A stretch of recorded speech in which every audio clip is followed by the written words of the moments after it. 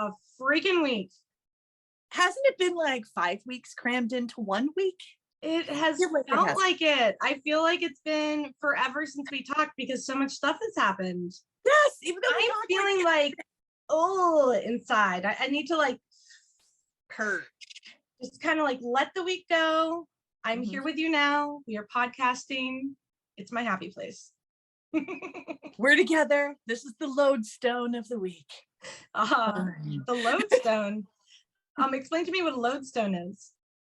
To my understanding, I might want to dictionary that real quick, but to my understanding, the lodestone, to my understanding, is like the compass. It's where you focus, where you bring the focus back. So it's not like a heavy load. No, like it's probably LODE. Yeah. Okay. Yeah. So, okay, do tell me, did you have your shit together this week? Yes. Well, I had my witchy shit together this week. I don't know about everything else, but I had my witchy shit together this week. And I had my self-care shit together this week. Nice. Yes. The first week of summer vacation, the first week of not going back to the Renaissance Festival. I'm gonna say, yeah, I had my shit together. I didn't get the other 3 important things done, but I got the rest of the stuff done. So yes and no. Can we get a quick check-in on your parents? How are they doing? Everything okay with your mom? Mom just came home Monday, the day before yesterday. Anyway, she came home this week from the rehab facility where she was sharing a room with Dad, which was lovely for both of them. So Mom is finally back in the house after being gone for like 3 or 4 weeks. Yeah, so she is really happy to be home. She actually left a little early. They were going to release her on Friday. She's like, nope, peace out. I'm going home. And so she did. And so I got to talk to her and she was feeling much better. She's not allowed to like reach above her head or pick up anything more than 5 pounds or whatever. But she's just really happy to be home. And Dad was sad to see her go. And I haven't talked to Dad yet, but he's been quite active on Facebook. So I guess he's doing okay, but he probably could use some company. Gotcha. Well, that's good to hear. Happy Pride Month. Huh? I said happy Pride Month. I love all your rainbows. You like the rainbows? I do. And Becca, do you have your shit together this week? I hate 3-day weekends and the week that comes after a 3-day weekend. It's so short. Yeah, I am off all week. I mean, I know I love days off. I love vacations. I love sleeping in, but they are not good for me. I need consistency, routine, organization, and structure, and I hate it. But when I have it, I do better. Yeah, I felt like I was really struggling to keep my shit together this week. The air conditioning is definitely broken, and it's definitely broken because after the landlord took care of it fastidiously the entire time he owned this house, once it was put into my care, I did not have it serviced once in the past 4 years. He had it serviced every 6 months.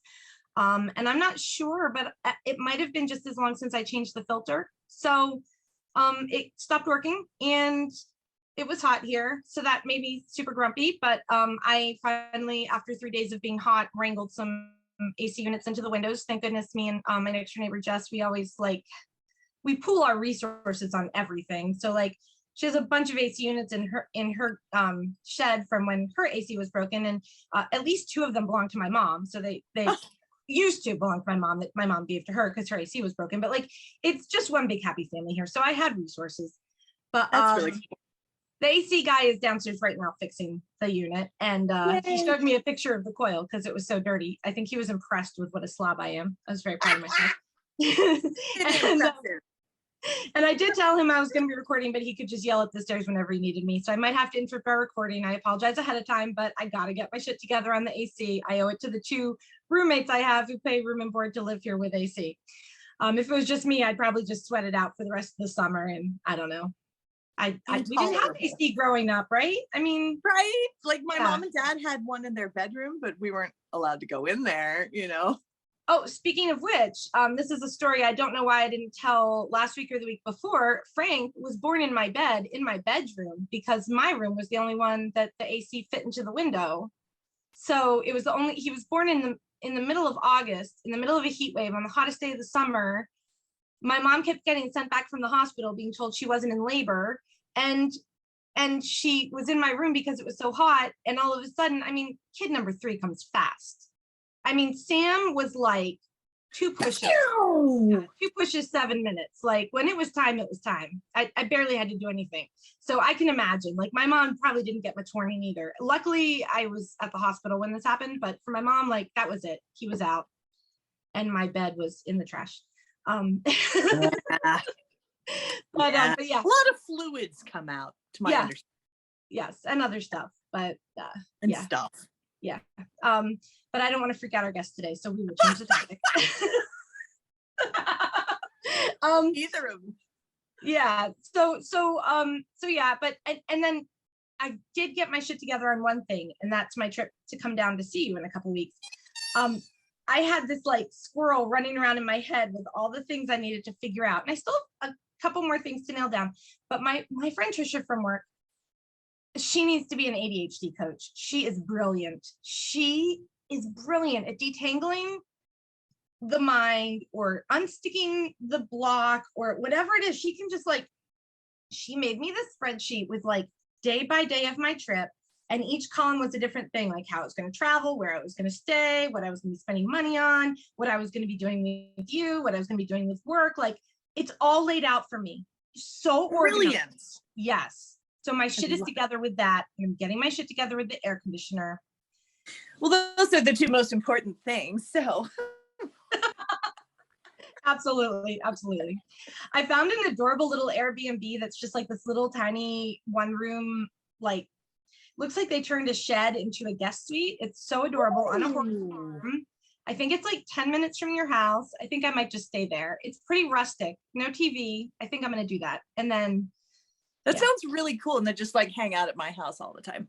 Yes. Like if they don't have fast enough Wi-Fi in the shack, but they say they have great Wi-Fi in a dedicated workspace. So you'll have to send me the address so I can stalk it. Absolutely. I will. But because I feel like our guest might have a lot to say, I think we might just skip to it. But before we do that, I just want to remind people to like, share, and subscribe. If you have questions for me and Kate, send them to our Gmail, which Frank will pop up on the screen. And if you are on Spotify, we'll drop it in the show description. Or you can comment on our Instagram, which Frank will put below me now. And anything else I'm forgetting? I'm so bad at this part. I hate this part. I think you're great at this part. Also, you could ask me to do that part, but you'd have to remind me. I should just have like 2 cards. I don't know. Maybe I'll make 2 cards while I'm at your house, like little post-it notes that you can put around your phone while we're recording. I will do that. I will, because I'll need to. Okay, so we have a very special guest today. I think we decided, it might have been me. I'm super bossy. I'm sorry. You're the bossiest. I am. But you know what? If I were a guy, we would say I'm a leader. So I'm just such a leader, and I'm leading us into this podcasting decision. I would call a man bossy, but yeah. Okay. I decided that we should have guests in the month of June to celebrate Pride, who are LGBTQI+. And today's guest is my oldest fruit of my womb, my darling River. I believe at one time when we were watching the movie together, they liked the term gender extraordinaire, or I don't know, they'll explain it better, but I can't remember. I hope they remember. They, them pronouns. River, please turn on your camera and join us now, you wonderful human being, you. Welcome, wonderful human being. Hey. Let me just help you with that bit you're having trouble with, by the way. Yeah, do you remember which movie I'm talking about? No. I'm talking about like and smash that subscribe button, gamers, is the way you're supposed to deliver that. But smash it! And also, let me just throw out there, he, she, and they, especially he, now that I'm taking testosterone, been loving that. I always describe myself as like 85% boy, and then the rest is I can't do math, but it's like woman and other. Love it. And I wish I could remember what term you're talking about, because that movie was so good, and I can't remember what it was. Freak Show. It was Freak Show. Yeah. Yes. I went to rewatch that. It was so good. Yes, and it was a true story. Gender fabulous. Was that the way that I don't think so. I can't remember what it was. But I really whatever like it was, Gender it Fabulous was so now. good. Can I just say, it took all of my self-control not to unmute and be like, so a lodestone as featured in the game Minecraft is a magnetic rock, which like that was every ounce of my autistic self-control was not explaining lodestones and then relating it to Minecraft. All right, I just want you to do another take of the like, smash, subscribe so that Uncle Frank can play it every week if we need it, okay? So whatever we go for that now. say, are you ready? Go. All right, hang on. Let me get in the zone here. And remember, gamers, like and smash that subscribe button for more quality content. Thank you. Perfect. What kind of quality? We don't know, but it's quality. It doesn't say, you have to be vague. Like, it's quality. You didn't say what kind of quality, but like legally speaking, you're not getting any trouble. That's what your brother qualities. Your brother Sam always says that about luck. Whenever somebody says he's really lucky, he says, I have a lot of luck. I'm not saying whether it's bad or good. I just have a lot of it. That's good. Which is fair enough, because he does seem super like lucky sometimes, like good luck, but he's also really unlucky too. Like he just touches the shower head and it falls off in his hand. I remember when I watched like forever ago, I was watching the movie Hercules with him. This was back when he was small and still looked up to me. And he really related so much to the scenes where Hercules was like accidentally breaking everything in town as this gangly, super strong teenager. And I was like, yeah, I know, Sam. I know. Yeah, my brother Joey, same thing, whole life. Just and actually, Probably your dad too. My dad with his absurdly large hands and feet. Yes, all the time. Man, could like palm a turkey. There was a picture taken yesterday at a graduation of Sam standing next to his two stepbrothers, and the angle of it just makes Sam's feet look like they're twice as big as his stepbrother's feet. both stepbrothers. It's hard to have big feet. Yeah. So River. Yeah. First question. Did you have your shit together this week? Tell us about your week. Very much so. I have not to brag or anything, but recent months, ever since I got this new job, I think my shit's been the most together it ever has been. Nice. Like, awesome. Yeah. Turns out working at a place that doesn't make you want to kill yourself is like a big factor in having your shit together. And I just like was going 4 years without realizing that. Yeah. Like I always say, like people in AA always say, once the pain of staying the same is worse than the pain of changing, that's when you finally change. Well, for me, it was more like the restaurant closed down and I was forced to keep going. It was like, hey, I was like, it works. I kept being like, the devil I know is better than the devil I don't. And then I got a job that is super awesome and works for me. And one of the chefs gave me a $150 knife as a gift, like, so I could fit it with the rest of the men at work. Like, this job is incredible. That's amazing. Free knives. Yeah, everyone at the kitchen, all the men of the kitchen have knives. And I kept being like, man, should I buy a knife? I feel like I'm not fitting in. They were like, a knife will happen to you when it is your time. And I didn't believe them. And then one day Tristan was like, hey, I got you a knife. It's like getting your first Haro pack. So it's a rite of passage. Can I just say, it is so great to see your smiling face. I do not get to see you often enough. I'm so glad you're on here today. It's fun. Yeah, I'm glad to be here. Well, that's good to hear that you had your shit together this week. I guess I wonder if there's anything else that we need to know about you before we start asking you the big questions. Anything you want us to know about? I'm trying to think about, like, you're an English major, you're a college graduate, you're the first one in the family to graduate college. I mean, you live on your own, fully independent. I'm sorry. Like 3 hours away from everybody else, which people kept asking, so when are you moving back to Sykesville? And I was like, why? I'm not. Yeah. I guess that would be a good context for why I'm like, oh my gosh, it's so good to see your face. It's because you. It's not that like I just like stay in my room all day. I am the farthest child. Yes. Sam being the closest, right across the hallway from me, you being the furthest, 3.5 miles away. It's quite an extreme. I'm 3.5 hours away. It's quite an extreme difference. I was ready to accept that. I was like, yep, 3.5 miles. Yep. Again, I can't do math. I am gay. It's Pride Month.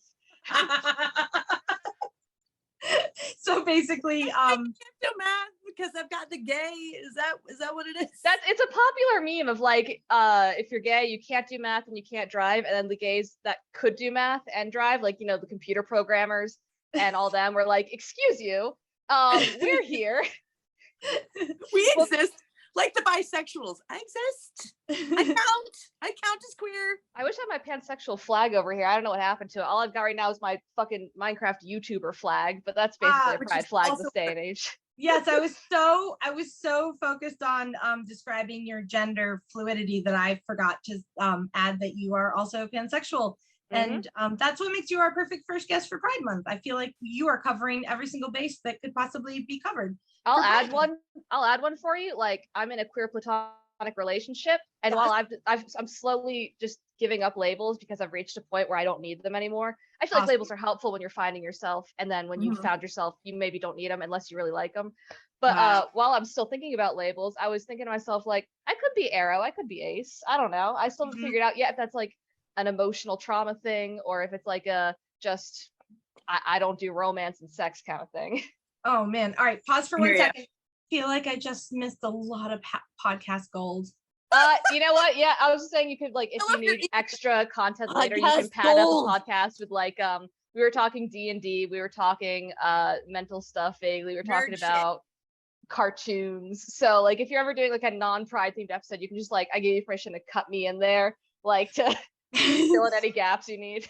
Maybe that can be a mini-sode, a bonus episode. There you go, bonus content. You guys gotta get a Patreon, and you gotta start doing bonus content on there so you can make your bank. We need viewers before we do that. So, or listeners, we're gonna Patreon. So promote the heck out of this with your Tumblr folks. Will do. My Tumblr reach is sadly not as strong anymore now that I've started getting into interests my followers don't like. But you know, I still have like 3,000 followers. It's just I think that most of them forgot they followed me. Oh, well then forget it. We don't want you recording over. Get lost. Damn, all right, I'll go. See, Kate, this is how you parent children.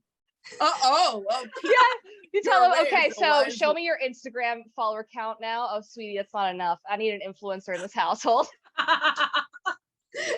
Exactly. 935 TikTok followers. I'm sure they're 75% bots, but hey. Children keep following me on TikTok. Hey, PSA for parents listening, don't let your children download TikTok. There are 6-year-olds following me on TikTok, and I'm saying the F word. Like, and then there's people doing sexy dances and stuff, and like children just walk up to me and they're like, hey, you want to see my TikTok? And then there's like some girl just don't let your kids get TikTok. Yeah, gyrating.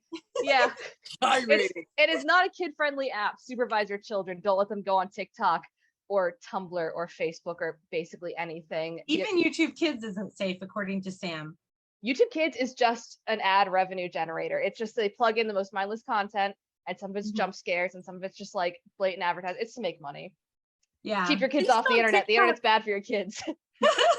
You sound like such an elderly person. I was a kid who was on the internet and then got into trouble, and now I'm seeing kids on the internet getting into worse trouble, and I'm like, oh my God, like just sit behind them while they're on the tablet. Like I was not to like, I can relate. I was a babysitter. I understand how exhausting it can be looking after kids. I know the temptation to sit them in front of the TV, but I mean, I do it with Leo. Our little cat. I've seen your like little iPad kid cats and like videos of them watching the TV. It's so cute. He has been so stressed out and upset by the AC units that I had to put cat TV on late at night last night and give him catnip just to calm him down. That's something we have to do in my household too sometimes, is put on a safe movie and then have some catnip. So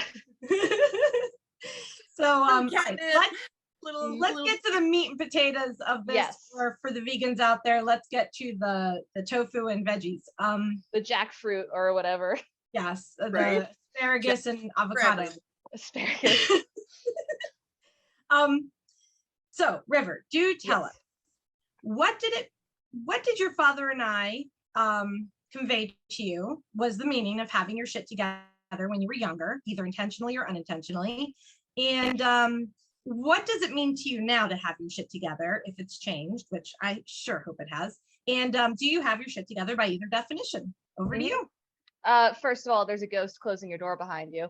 But second of all, So a fun thing about like, I've been very aware of my growth on like what it means to get your shit together, but because my memory of like basically the last 3 years are fine. Anything before that is very fuzzy. It's my memory is very bad. I remember when I was listening to your first episode, you were talking about remembering like meeting Kate back in like kindergarten or something. And I was like, I got so emotional. I was like, I wish I had memories like that. I don't remember anything like that. So like I can't give you perfect examples of like where these things came from, but I at least can tell you like the impression that was left on my brain.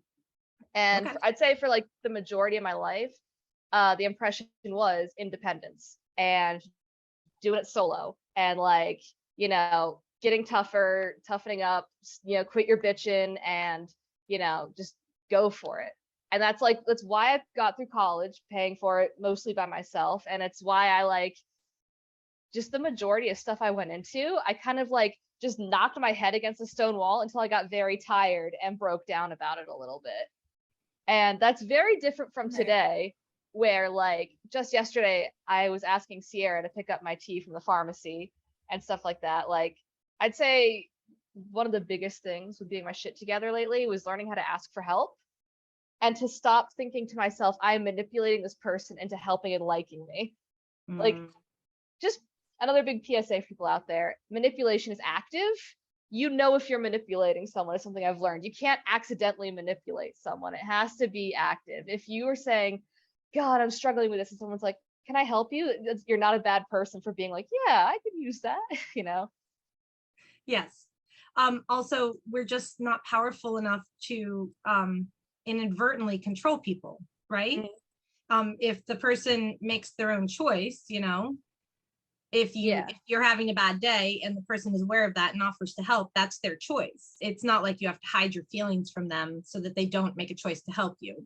That was something you taught me when you got into AA, but I had to relearn it for myself with therapy about the, controlling people isn't just like, the mean guy telling his wife to do what he wants her to do. It's also like, I'm so rejection sensitive that I got to this point in my life where masking was just like, I have to make everyone around me like me so much. And that's a form of control. It's like I was trying to control their reaction to me, and I was doing it out of a place of like fear and depression and anxiety, but it was still like not healthy and it was still control, Yeah, absolutely. It's like people are allowed to have bad opinions. They're allowed to dislike you. Yeah, they're allowed to judge me. They're allowed to gossip about me and talk behind my back. They're allowed to lie about me. They're allowed to dislike me and not be my friend.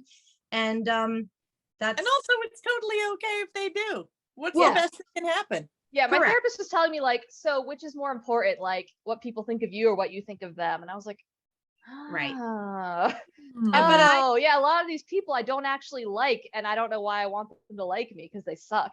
Word. I was never able to move to that place of confidence until I let go of thinking that I had to make sure everyone was pleased with me all the time. I don't know if it's an oldest child thing. I think it's partially an assigned female at birth, oldest child thing for sure.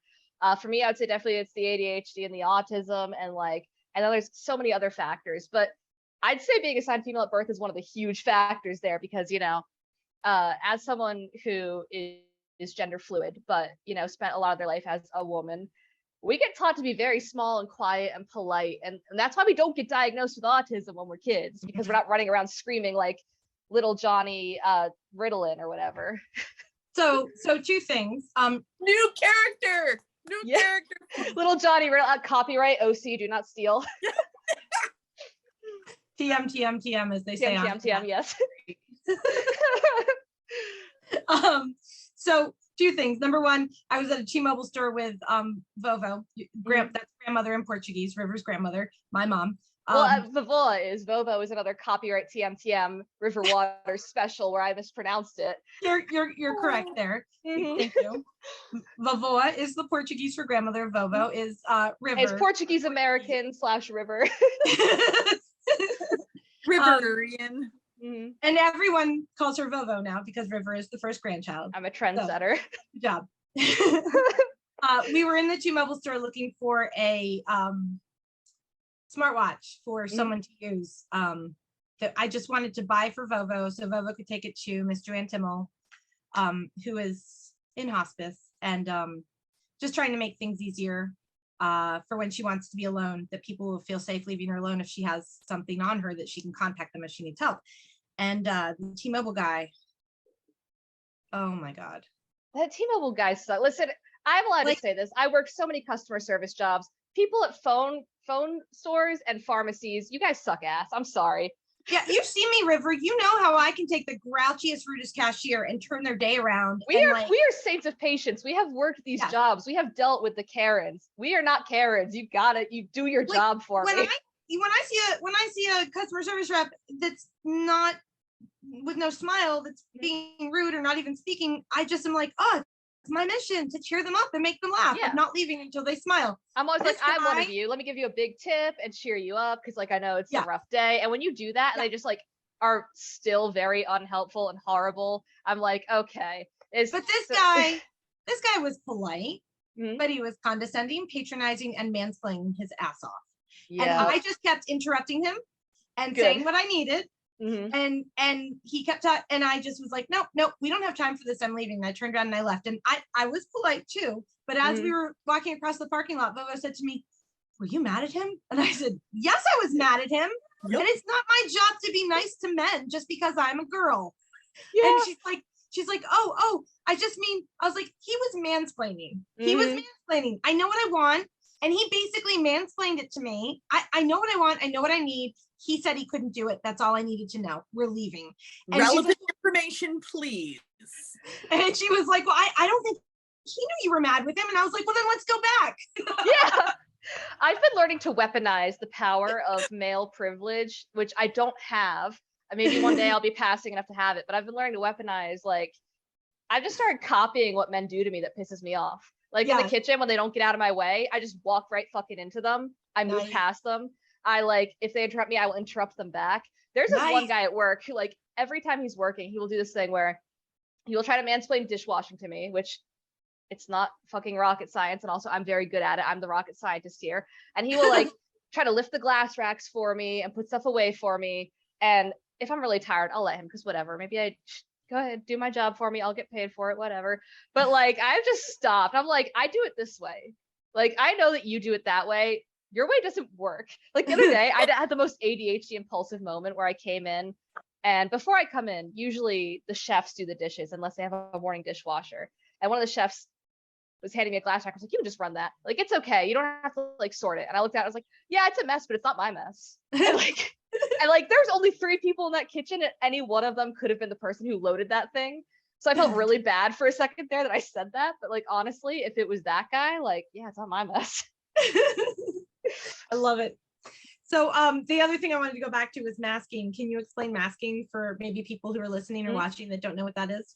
So I'm going to give such an imperfect definition, but to my knowledge, masking is like, it's the act of appearing neurotypical. It's fitting into society. It's like basically hiding the aspects of yourself that are natural in order to, it's like passing for trans people, only with your brain, you know? Yeah. Like, and I didn't realize I was doing it for most of my life. You know, a lot of the things I thought were compulsions were actually stims. And that was the hardest thing, was figuring out what's the OCD and what's the autism. Wow. Can you say more about that? I mean, growing up with OCD was hell. Like, it's gotten easier to figure out like what's a stim and what's not, because if it's OCD, it hurts really, really bad. But like there's this thing I do with my wrist that I've been doing for a long time, and I always assumed like that's my OCD. And then one day I was like, you know, I haven't really had compulsions in a long time. I've had anxiety and I've had some obsessive thoughts, but I haven't really had like compulsive behavior in a long time. And I do this when I'm stressed and it makes me feel better. Like, so yeah. Compulsions make you feel worse and you get stuck in the loop, but a stim makes you feel better. Yeah. And releases something, right? Okay. Yeah.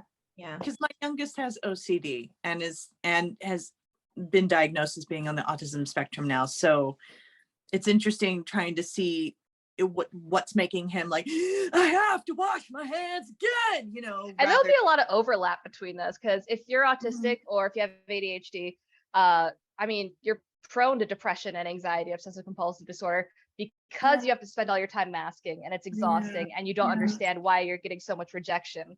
You know, you like, I had one of my autistic friends was something really cool the other day. They're telling me like when you don't get diagnosed at a young age, you learn how to speak to neurotypical people poorly and to your fellow autistic people not at all. And like that causes such a social disconnect that of course we've all got depression. I was like, that makes sense. That's why I have a hard time talking to people even when I think our brains are the same. Yeah. Oh, Stimming is self-stimulation. Just for anybody who doesn't know, and it has nothing to do with it's not that kind of self-stimulation. Yeah, it's not self-stimulation like get your perverted mind out of the gutter. Autism moment when I pull out my vibrator. I think the little bit that I know about autism from when I was working in that community is it more has to do with sort of making your body feel okay. It's got a little bit to do with sensory integration disorder, and it's got a little bit to do with how people with autism often can't feel their body in space. They can't feel where they are in space, and often there's a lot of input, and I mean sometimes the stimming helps to like focus on the stim instead of all the input, I think. But I'm explaining it very imperfectly. So I used to think I had like vertigo or a permanent inner ear condition, and then I started wearing noise canceling headphones and dimming the lights, and I was like, oh, I'm dizzy because I'm like overwhelmed by everything going on around me. I was so dizzy all the time, and then I was like, oh, it was that the whole time.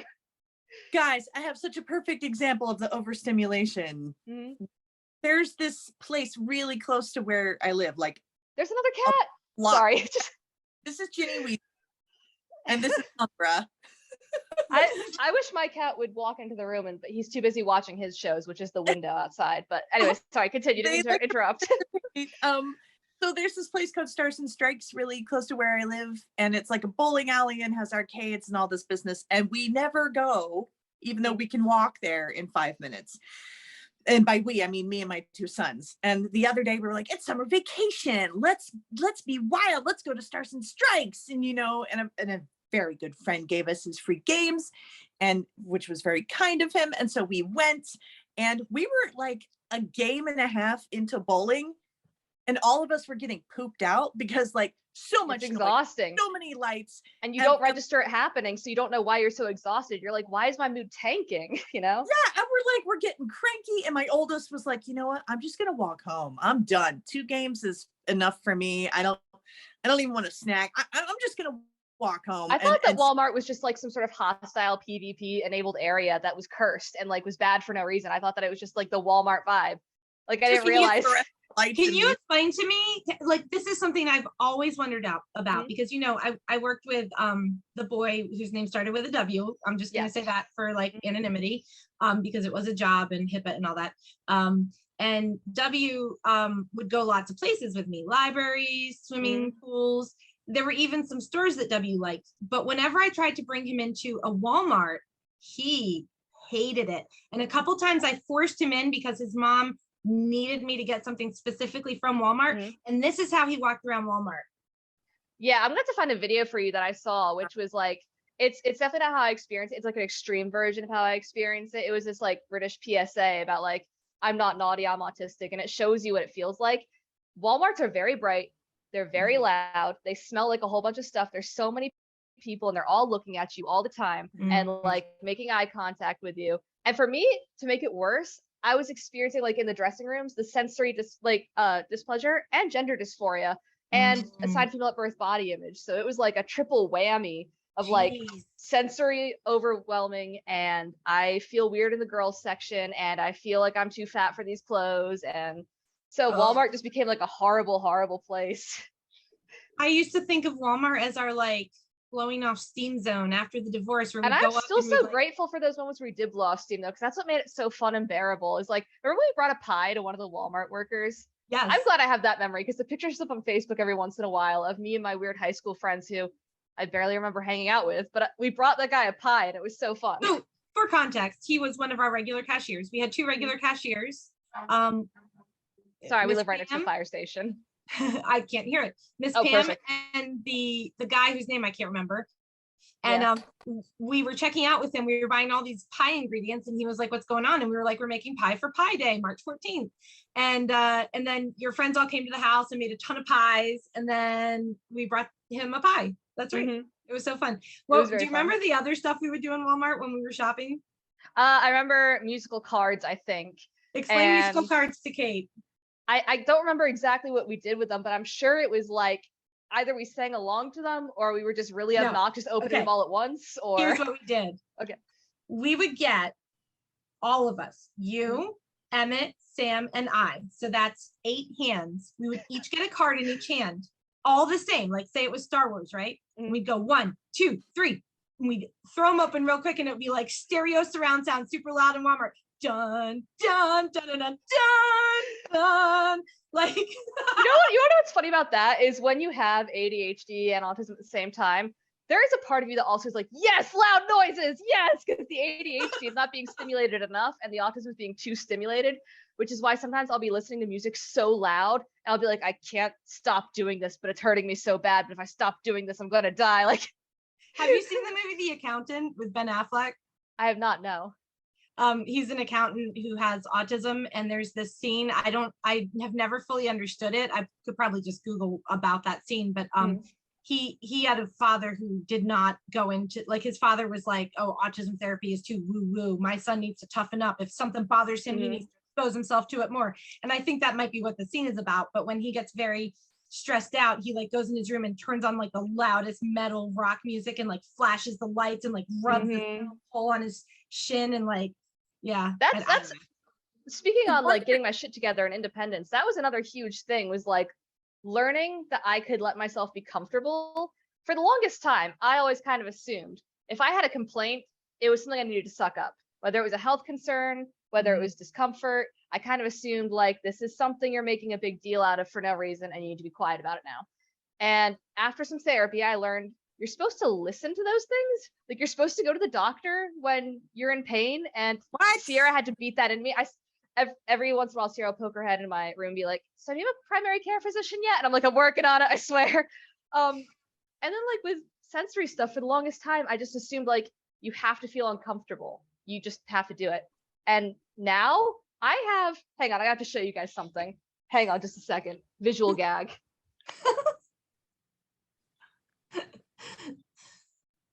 I love this backdrop. So this is my work hoodie that I cut the sleeves off of because I feel more comfortable in layers, both for like a sensory and gender and body image reasons. And I was getting so fucking hot at work, and it was summer, and the boss would keep being like, "River, oh my God, are you okay? You're gonna overheat." And I was like, I can't take the hoodie off. And then one day I was like, oh, I'll just cut the sleeves off. And I did. And like nobody cared because I'm a dishwasher, so it doesn't matter if I fuck up my uniform that much. And like learning that you can just do things that are easy for you is a life changer. So I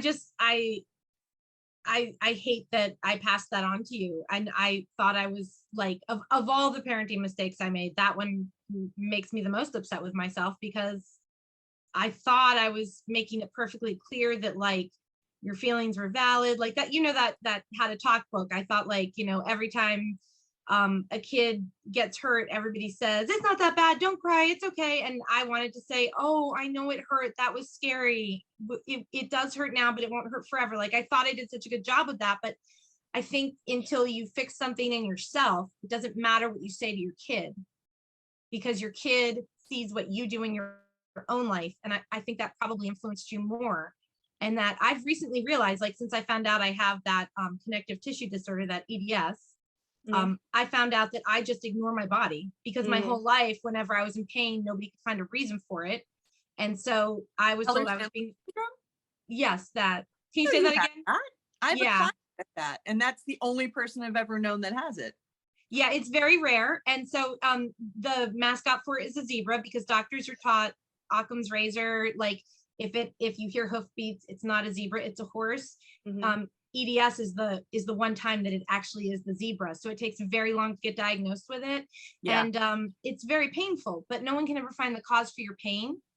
And no one can ever find the cause for why you keep fainting every 5 years. And no one can find the cause for why you always have Achilles tendonitis. And no one can ever find the cause for why you just fall over when you're walking for no reason once a year. like all these things that happened on my life. Like no one can tell why your neck hurts when you turn it too fast.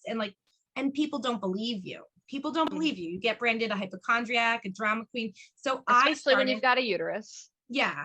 Yeah. And even more so when you gain an extra 100 pounds that you shouldn't have on your body. If you're fat, if you've got a uterus, if you're not white, it's like, why even bother going to the doctor? Because they're just going to charge you $500 and say, stop making it up, you know? Right. So I just learned to ignore my body and just walk around in pain all the time. Like when I was in physical therapy for my Achilles tendonitis, my physical therapist could not get me to keep my feet in the right position when I was doing certain stretches. And on the very last day there, when she was testing stuff, she realized I couldn't do on one side of my body, I couldn't do a simple squat on the balance ball. And she all of a sudden realized my hip was partially dislocated and had been so for at least 6 months.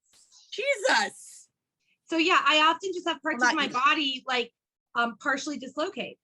And I just don't even pay attention because I'm always in pain. So I just ignore it. And it's like, I'm sorry I'm making this about me, River. I didn't mean to go. No, it's fine. I have multiple thoughts whenever there's no time to interject. But yeah, I just wanted to say, like, I hate that my body issues and my ignoring my body and all that. I too have found that when you listen to your body, you can take better care of it. And I wish I had known that before I had you, but since I had you at the age of 20. Whoops. Yeah, which like as someone who's 25, like I remember I've got so many thoughts. Hang on, I'm gonna go down a list really quick because now I'm thinking, as someone who's 25, when I was a kid, I thought I understood that you had raised me as a child, and like I always had this compassion and understanding. And it wasn't until like I hit my 20s that I had the actual context for it. So like it was interesting because it helped me understand more and have more compassion, but it also allowed me to get angrier, which I never let myself be angry my whole childhood. I was just like, I was like, I love broken things and my family is so broken, it's beautiful. And then I hit my 20s and I was like, what the fuck is wrong with our family? What is going on? This is like the show Shameless, and the show Shameless is so stressful to watch. Like other thoughts, hang on. I remember one time when I was visiting you guys and I was starting to feel pain in my belly button. I didn't know what was up. We were walking around Kohl's. I was having that anxiety moment I used to have all the time as a kid when I felt pain. And I was like, I can't bring this up because mom's going to get annoyed with me.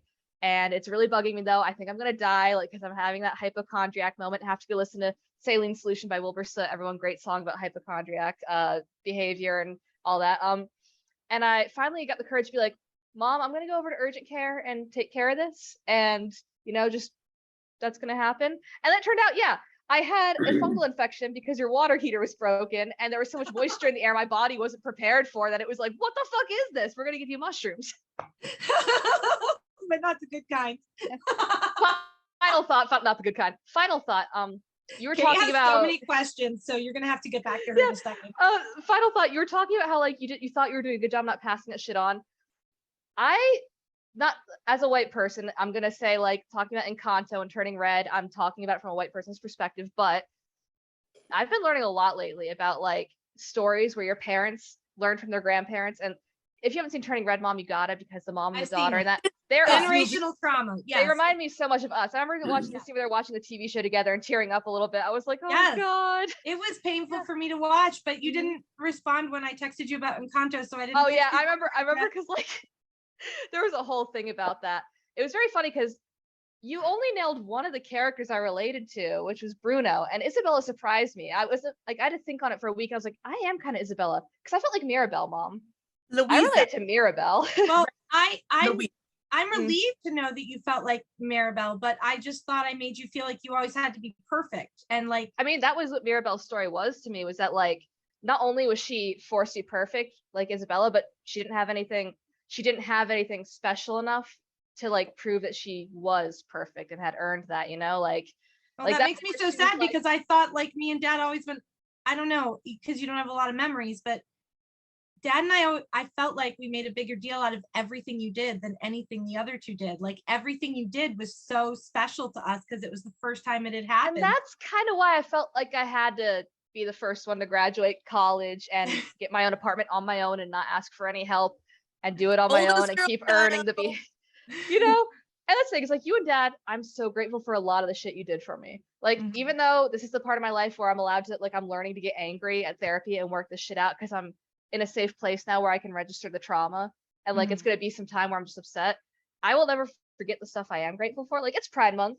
Let me just say, like I was able to come out to my family at a young age and keep working it out. And like my mom was so aware of this stuff I was going through that when I was like, hey mom, I think I'm gender fluid, you were like, I know, you're having a panic attack about a dress, I know. Like so like while I'm focusing on the traumatic stuff right now, because this is the time where I have the ability to heal from it, because I live far away from you guys, and you know, I'm feeling sort of safe. Sort of safe. I still have that fight or flight that is constantly going. Like the other day, Sierra texted the landlord about renewing the lease, and he hasn't texted back yet. And I was like, oh my God, we're getting evicted. We're getting evicted. We're gonna lose the apartment. Like, so I'm working on feeling safe and processing stuff. But I'll never forget like the good stuff either. You know? Yeah. Like people are complicated, they're complex, and the impressions you leave on people are gonna be complex. You're never gonna be truly just someone's favorite person all the time, you know? So Well, also I think Concetta Clark said it, you know, your preschool teacher director, she said it like the best intent, like all like good parents have the best intentions, and 99.9% of the time their best intentions are exactly the wrong thing. I have this thing that I've always thought about whenever I think about like if I'm gonna have a family someday. Speaking of Gravity Falls and the Owl House, by the way, Kate, I've decided the only way I can have kids is if I have a found family situation where some teenager with a shitty family or is going through something comes into my life when I'm some like questionable guardian figure, because then their trauma is not my fault and I'm the fun, cool one who gets to like help them, you know, be happy and find themselves. And even when I'm questionable, it's a very funny, comedic sort of Grunkle Stan, Ida kind of way. Do you remember that? I love to like young people so much because I love like teenagers and college students. I'm like, kids get me, and I get kids.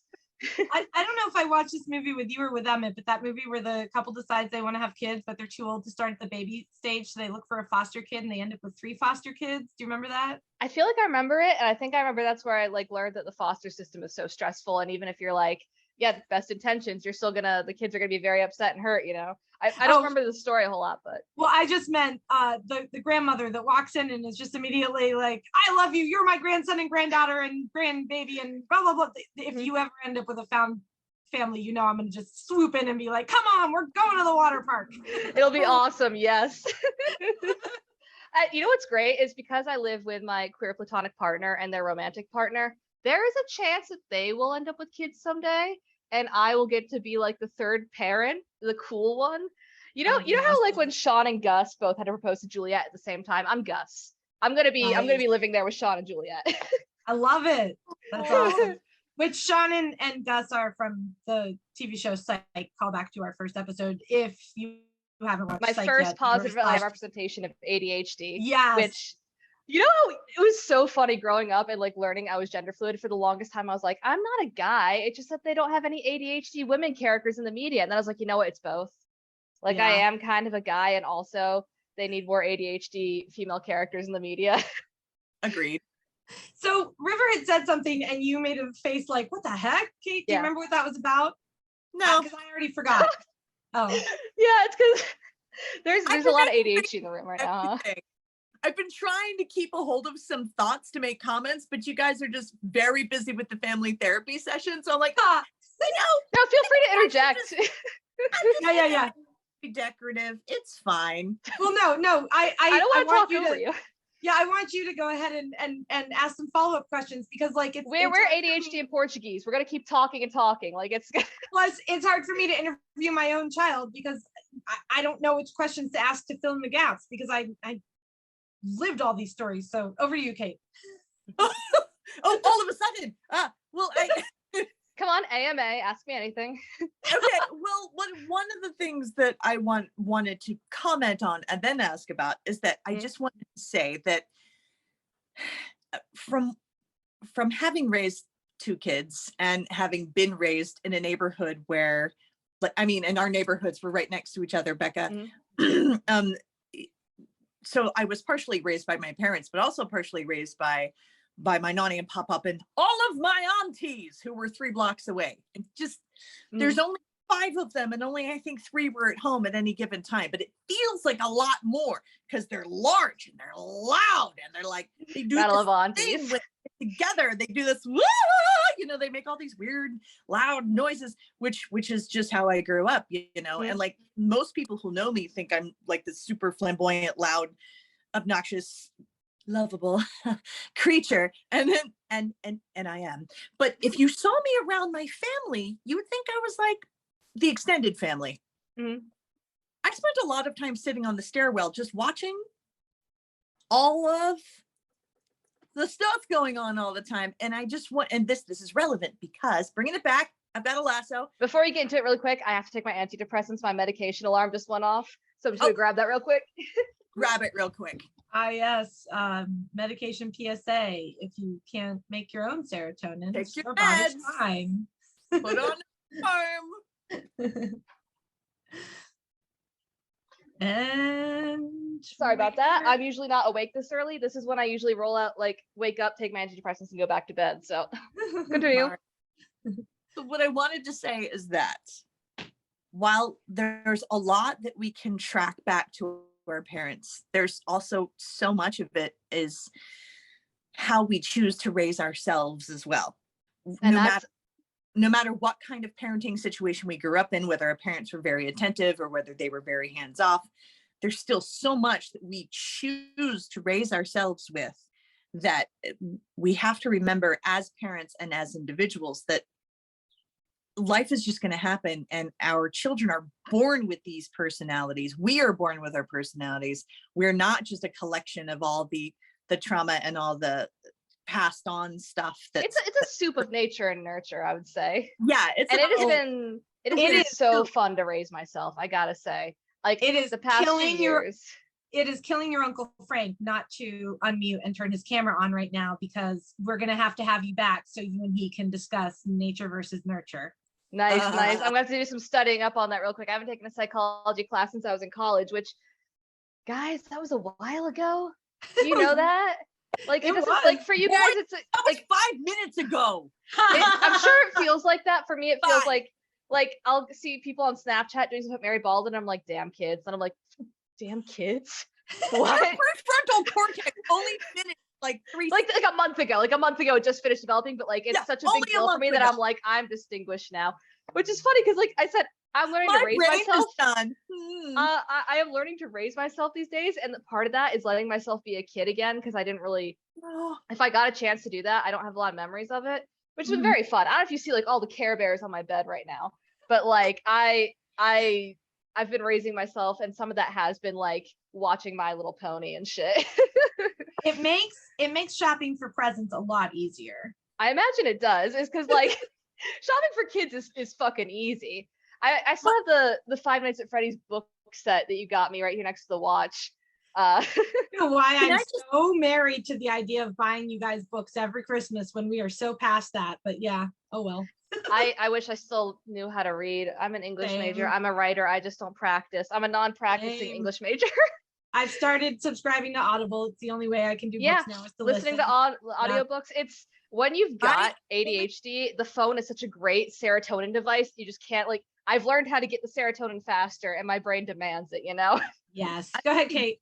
I got back into reading paper books. Like, right when I divorced, I kind of just a little bit after that started turning to Audible all the time, because I was busy driving my kids to school or to their dad's house, or, you know, just a lot of driving and a lot of hustling to make money and whatever. So I would just listen to it while I'm driving. And during the pandemic, I started realizing that's when I started working on my worth is not attached to my productivity.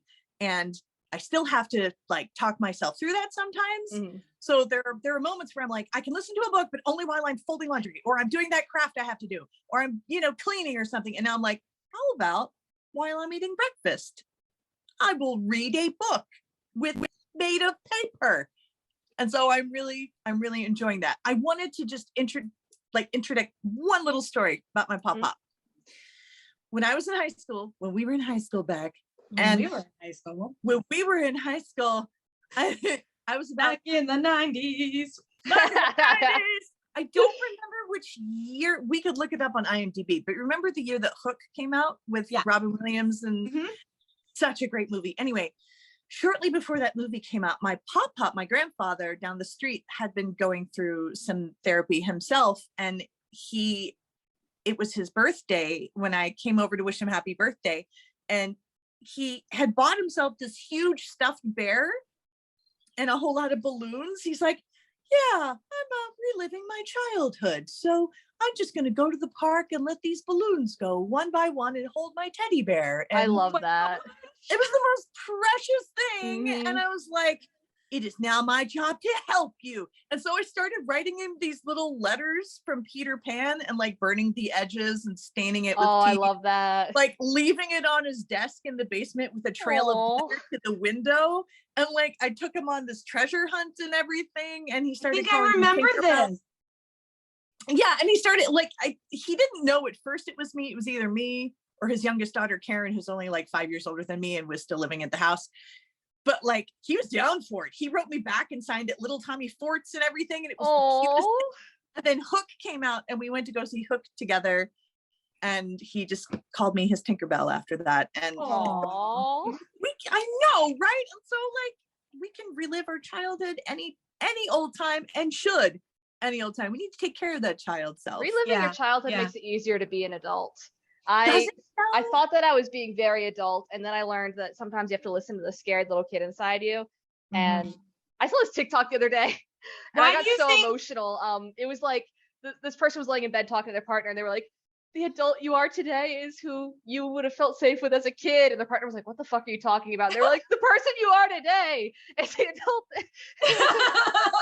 Makes perfect sense to me. Yeah. I was going to say, why do you Cool. think I hang out with kids so often? Why do you think I love being a 2-year-old teacher? Because I Mhm. got to be childlike again. I think that we've run out of time, but I just want to like wrap it all up by saying, I think that your definition of having your shit together is being your truest, most authentic self, honoring your own body feelings and comfort, and keeping that childlike wonder in life. And I think that that is Listening to beautiful. yourself, letting yourself be.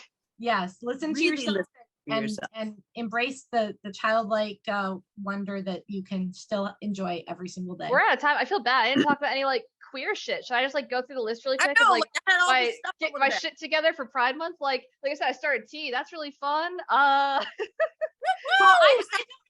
I don't mean that it's Pride Month, so you had to talk about queer topics. I just meant it's Pride I Month. just feel I want to like make sure as that we have some good representation. I mean, as a intersectionality- diplomat, I feel like I gotta speak for my people because me as this white queer individual, I'm such the face of the movement. One of the faces of the movement. The face of the movement should maybe take a step back. Maybe I shouldn't be proud of passing on the self-deprecating humor, but I'm going to claim that one. I'm glad I passed that on to you. I've gotten good at like only self-deprecating when I don't like when it's okay, when it doesn't. Yeah, when actually it's not hurt, something that you're actually. I'm not doing it to about. make people like me anymore. I'm not like doing that thing where I preemptively like, haha, I'm so shitty, you guys are gonna hate me, so that they're like prepared for it. Now I'm just making jokes about like stuff I can handle. Yeah, like I've accepted the fact that I am bad with money, and I'm never going to get better at that. That is a function of my disability, and I just need to get better at the things I'm good at, so that I can make enough money. Do what I do and live with a banker. Right. Well, my I'm getting close to where I can like actually pay someone to handle my finances for me. Right. I'm getting That's close. awesome. Yeah, and that was that message from that delivered from Victory. distraction is get better at the things you're good at to make enough money to pay people to do the things you're bad at. So just now when I was like trying to pay for the air conditioning maintenance, he had spelled my name wrong, and that's why my card was getting declined. And he figured it out, and I was like, oh, he's like, oh, that never happens. I was like, yeah, and it's always me. Like when the card gets declined, it's usually me because I'm really bad with money. Like that kind of self-deprecating humor, I'm fine with that because I've accepted that, and I don't feel bad about it anymore. But yeah. Absolutely. I should just move in with a banker. That would be easier. It makes things so easy. I'm always just like, hey, sweetheart, can you drop this off in my account? I want you to give Sierra a hug for me because I love that you live with them. She, okay. Just a couple pronouns. Yeah, gotcha. We're experimenting in this household. That's cool. I always feel so grateful that you're with them in their capable hands, and because You know what's funny is I was gonna talk about that. Can I do one last thing? yeah, Because go I was for gonna it. talk about your view of mine and Sierra's relationship, because that was another thing that made me both happy and angry. Oh, It's Oh. okay, sorry. oh no, just like Vovo and me and your dad, and you're so lucky to have him. I'm lucky to have You him. sent Lucky me. to have me. Sorry, go ahead. You sent me right after you guys went to the Christmas Eve party and all got COVID. You sent me a pack of masks, and the note was like, "I'm sure Sierra has this handled." And I remember opening that up, looking at it, walking over to Sierra's room, and being like, "Can I bitch for a second?" Because I was like, Sierra stopped wearing masks months ago, which is fine because they're vaccinated and their job doesn't require it.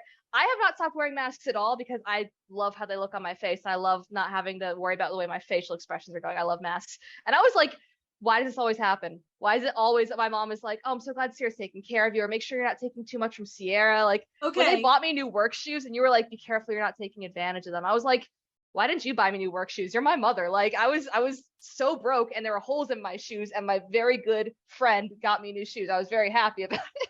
Okay, but in all fairness, Mhm. when I sent you the masks,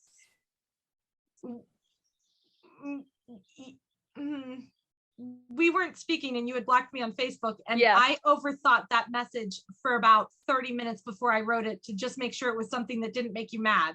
Which is so Just- funny. That's so Right. us though. That like Right. Yes. I That's love what we us always so do. much, and our Yes. communication is like we're gonna get better at it. Yes, we I'm are. learning how to do it. I'm learning how to be honest, and that's gonna help you, I think, when I actually say how I feel and don't just shut up and like try to make people like me. Plus the whole thing is I was doing that controlling thing too. Like if you want to be mad at me, you're allowed to be mad at me. And I just should have said, here's some damn masks. I hope you like them. Yeah, which like people in the house have been using them. I think the clown car, that's how we refer to Sierra's partner, because they have DID. So it's a whole bunch of, they call themselves the clown car.